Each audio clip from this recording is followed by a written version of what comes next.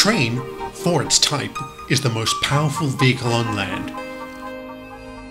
And the engines of Sodor are the power behind the docks, industries and branch lines that make up the world-renowned North-Western Railway. These are the stories of Sodor.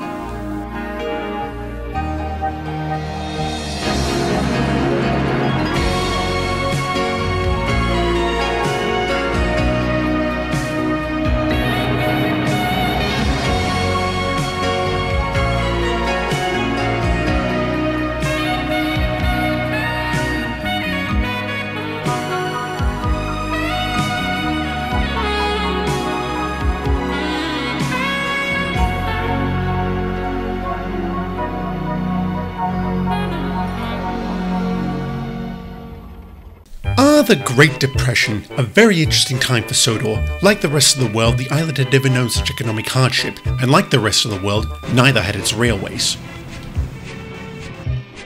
During this period of intense uncertainty, companies did whatever they could to stay afloat. For railways, this often meant working for days on end without rest, and sometimes well into the night. These were hard, demanding times, but we engines of the LNER were more than up to it. There were 6 of us at this time. Gordon, our express engine, our freight hauler, Henry, myself and James, mixed traffic engines both, our yard supervisor, Toby, and of course Thomas, our cheeky little shunter. Between us, there was no train we couldn't handle and no schedule we couldn't keep. While our efforts were not free of accidents or derailments, we never allowed such setbacks to impede our work, always striving to do right by our passengers and our clients. Indeed, we were a good lot. I remember the day when we nor'easters, as we were affectionately known, learned of our most important job to date. It began like any other, early, with Mr. Starr showing up to brief us. "Good morning, engines. First order of business. In order to help out with the increasing workload, I've arranged for another shunter. He's fresh out of the works and needs the experience. Thomas, I'll leave him with you. Show him the ropes." "Right, sir. What's his name?" "Percy." "Percy? What sort of a name is that for an engine?" "Well, I'm glad they didn't call him Gordon. One of you is bad enough." "I resent that. Settle down. Now, onto the really big news. After a lot of hard bargaining, Cunard Alliance have agreed to give us a trial performance for one of their cargo ships, the Duchess. Very good. Interesting. Excellent. Yes, this is a great opportunity for us, so it's important we do well. For if we do, Cunard may well give us the exclusive delivery contracts for all their ships that come to Sodor. Toby, work your magic and make sure those trucks are in good order." "Not a problem, sir." "Henry and James, we're most likely looking at a heavy goods train here, so you two will double-head it." "Right, sir. Will do, sir." "Thomas, carry on with your regular shunting until it's time for the fuel run to the mines. Percy should be here by then, so take him with you." "Right, sir." "Oh, what a pity I must take the express and I shan't be able to help." "Yes, yes. Don't let it go to your smoke box, Gordon. Just be presentable and on time. In other words, just myself, sir." Our main rival on Sodor was the London, Midland and Scottish Railway, or Middies as we called them, based over at Brentham Dock. Like us, they strived to do right by their railway during the Depression. Unlike us, they were not above being devious to get ahead. "Now listen to me and listen good. The nor'easters are about to land the Duchess shipping contract. This is a huge opportunity for them and I'm not happy." "Neither are we, Mr. Zorro. I'm glad to hear it, Diesel.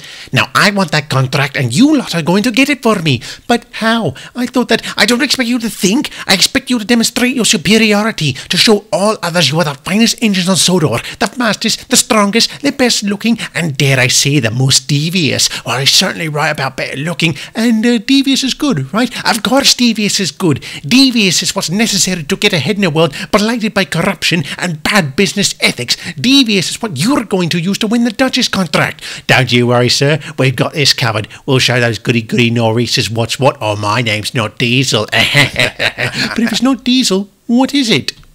Later that day, I was preparing to take a passenger train to Tidmouth, which barred me from helping the others with the goods work. As I was waiting to depart, Thomas came towards the station with a very determined look on his face. "Hello there, Thomas. Something on your mind?" "Yeah, I'm trying to find that new shunter Percy. You haven't seen him, have you?" "Afraid not, old chap, but then again I haven't been looking." "Well, I hope he gets here soon, because I'm about to make my fuel run to the mines. I'd help you look, Thomas, but you know how Mr. Starr would react if I didn't get these passengers to Tidmouth on time." And that's my cue to leave. Good luck finding Percy, old boy. The way it's going, I think I'll need as much as I can get. "Thomas, have you found that shunter yet?" "No, not yet." "Go look up at the station, he might be there." "Okay, I'll go look."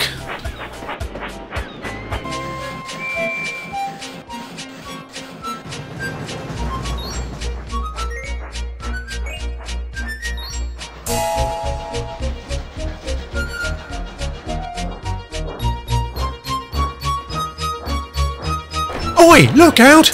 Oh! Hey, oh, sorry about that, sir. Yeah, that's all right. Just watch it in future, eh? Hey, I wonder if you can help. I'm looking for Thomas. Well, you found him. Oh, I'm Percy, sir. Nice to meet you. I understand this is your first job out of the works. Yes, sir, and I'm eager to get started. Glad to hear it, because we've got a big job to do later on. But first, I have to deliver a load of fuel to the coal mines at Marston Heights. What say you come along? It sounds good, sir. No, Percy. You only call Mr. Starr that. It's just Thomas, okay? Yes, sir. I mean, Thomas. Yes, Thomas. Occasionally, engines from the mainland would come to the island, mostly from the Great Western Railway, mostly from a GWR pannier named Montague, better known as Duck. While he did not mind his nickname, this did not prevent the middies from teasing him about it. Well, looky here, Lily. A duck swallowed into the yard. A truly wonderful thing, nature, to be able to create a great green bird like that. And quite clearly it's in the middies' nature to be rude and unfunny. Blow out your smoke box. We don't have time for this. We've got important work to do. Whatever it is, I wager it doesn't involve the Duchess. What do you know about the Duchess? Only that you middies lost out on the delivery contract and that she's almost here. What? But she wasn't due until... Quiet, Lily. Come on.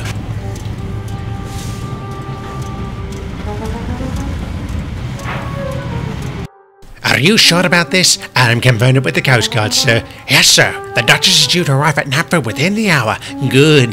That's very good. Now, I want that contract. Do whatever you have to do to get it for me. Yes, sir. This is Marston Heights coal mine, the largest on Sodor. One of our regular jobs was delivering loads of fuel to the mine for its machinery. Thomas and Percy were just finishing this job when a young woman walked up to them. Hello there, Thomas. Who's your new friend? Sally, this is Percy. Percy, Sally. Her father owns the mine. Hello there, Sally. Nice to meet you. You too, Percy. Thanks for the fuel, boys. Sorry we can't stop, Sally, but we've got to get back to Napford. Okay, bye, fellas. Well, she seems very nice. Yeah, for the most part, they're a good lot on this island. What do you mean for the most part? I mean, watch out for those middies. You see them? You know they're up to no good. Thomas was right, for at that very moment Diesel was explaining his plan to Adam and Colin. Alright, now listen up. The train the Norrises are set to pick up from the Duchess will be a heavy goods, which means they'll need Henry. We knuckle him, and we'll get that contract. Yeah, but he's bigger than us. He's hauling flatbeds out of the lumberyard, you dummy. You know how dodgy the points are around there. Yeah? So, you switch a set against him and he'll knock himself off the line when he runs over him. Okay? Stupid? That's happened to you a couple of times, Con, so you should catch on. Yeah, I'll catch on, Diesel. You better. Get it done fast and get back here fast. Now get... Very devious, Diesel. Very devious.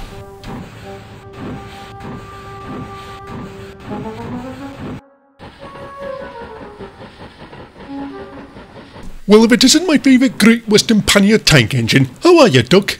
Better for having seen you now, James. Oh yeah, what's up? Well, it involves the letters LMS. Ugh, have those miserable minis been giving you trouble again? Indeed, I'll tell you, it's a joke that you have to share this island with them. You'll get no argument from me there. Still, at least today, we'll get to show them up. Yes, I know about the Duchess, and it might interest you to know that she's probably in port already. What? Are you sure?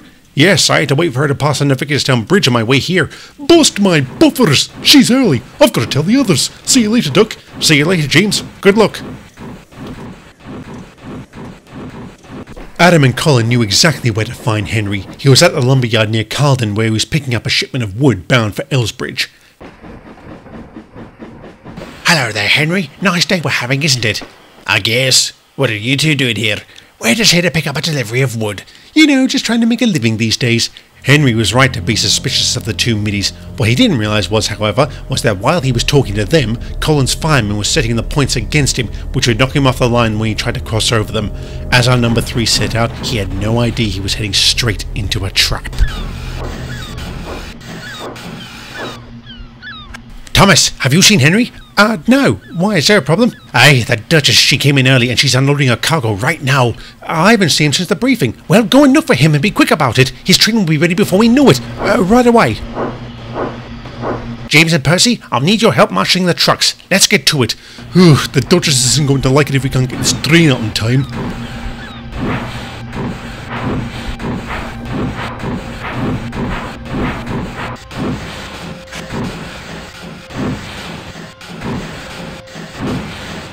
I hope Henry gets here soon, Toby. The way this train's shaping up, I won't be able to pull it on my own.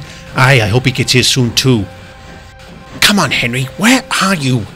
Oh no! Henry, are you alright? What happened? I would say it's these dodgy points, but I'm sure it's no coincidence Adam and Colin were here beforehand. Yeah, and I'll bet they scarpered right afterwards. The crooks. My driver's called for a crane. Unfortunately, one won't be here for an hour. An hour? Oh, that's just great, because the Duchess arrived early and your train's almost ready to go. Well, you'll have to take it for me. Me?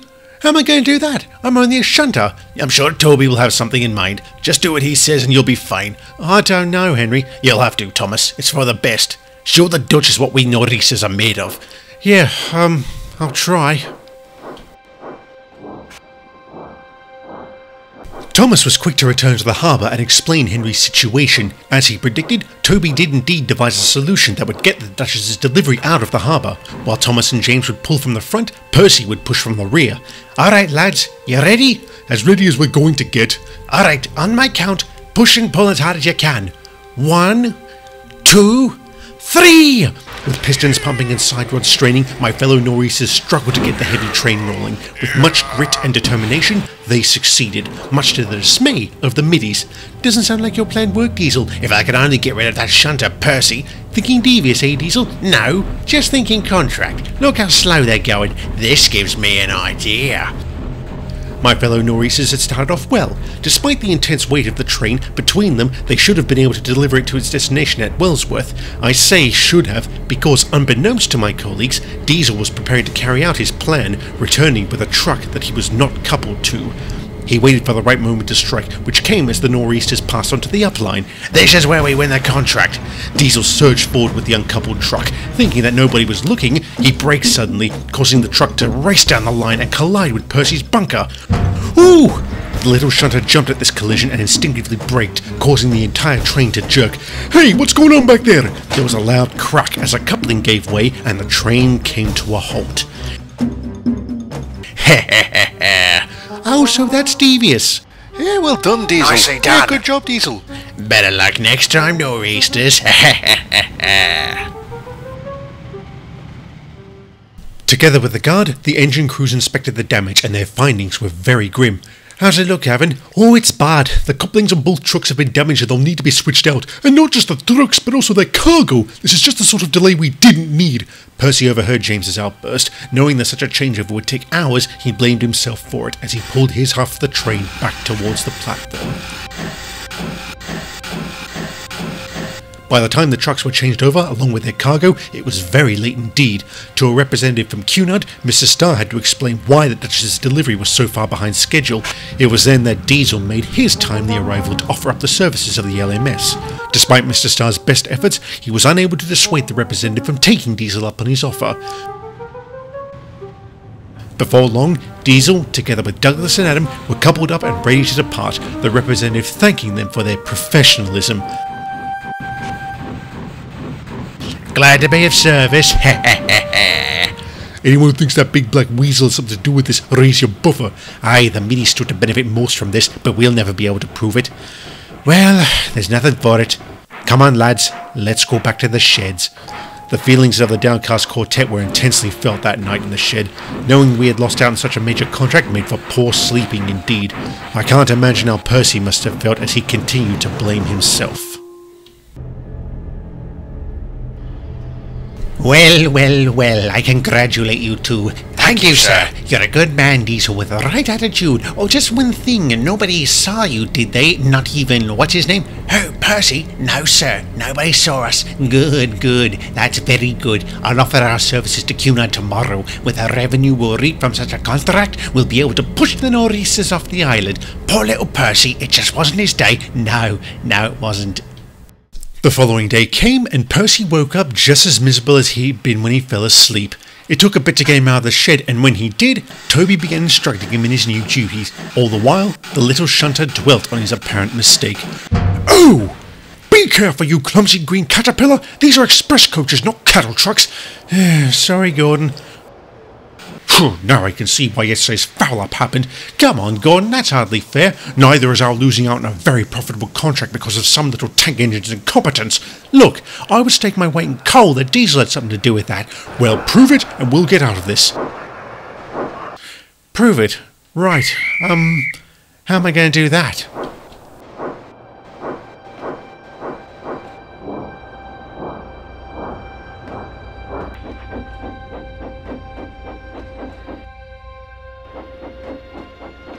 Hello there, Thomas. You're looking very pensive. Yeah, just trying to think of ways I can help Percy. Who's Percy? He's our new shunter, and he's not doing too well. Why ever not? He had a little accident yesterday that, long story short, cost us the Duchess delivery job to the middies. Well, if by accident you mean Diesel throwing a truck up the back of Percy's bunker, why, you saw him do it? I did, as did several of my passengers. I would have spoken up sooner, but I've been running trains non-stop. This is brilliant! Percy will be so relieved. I've got to tell the others. Thomas, I need to go that. Sorry, Doc, no time to talk. I swear, they must be a little batty on this island. Blimey, what's happened here? Some fool didn't secure the trucks at the top of the ramp and they came rolling down straight into Percy. These trucks are scrap and so am I. Just cut me off with the rest of them. Not today, Percy. I just spoke to Duck who saw Diesel throw that truck at the back of you. You mean it wasn't my fault? Not at all. You think Mr. Starr will keep me on? Oh, when he hears about this and how hard you've been working, he'll be begging you to stay. With a renewed sense of pride and self-confidence, Percy was loaded back onto the rails and taken to the works. So it turns out you were seen. Impossible. On my show. Don't argue with me. You were seen. Now you not know what you did, which means we don't get the contract and we don't get paid for running last night's train. What's worse, for damaging Elenia property, we've been slapped with a huge fine. What kind of idiots do I have working for me? Real devious ones? Shut up, Colin. Sorry, sir. Yeah, sorry, sir. Sorry, Mr. Zorro. Sorry. Idiots, I don't want to hear sorry. Get out of my sight, all of you. A few days ago, Percy was taken to the works to be mended, and I'm pleased to say there was minimal damage and he has been repaired. Glad of it. That's good. And as for all of you, I hope you realise the folly about jumping to conclusions, about passing judgment without having all the facts. As tempting as it is to apportion blame in a time of crises, doing so serves no purpose. Now, without further ado, if you look to your front, I would like to introduce our new number 6. Really good. There he is. Alright. Percy, welcome to the LAER. We are proud to have you. Thank you very much. I'm proud to be here. Yes, and it seems we were wrong about blaming you. Remember, this is the day, lads, that Gordon actually gave an apology. Percy, like Mr. Starr said, welcome to the Nor'easters. A round of hearty whistling followed this proclamation, as did many, many years of friendship.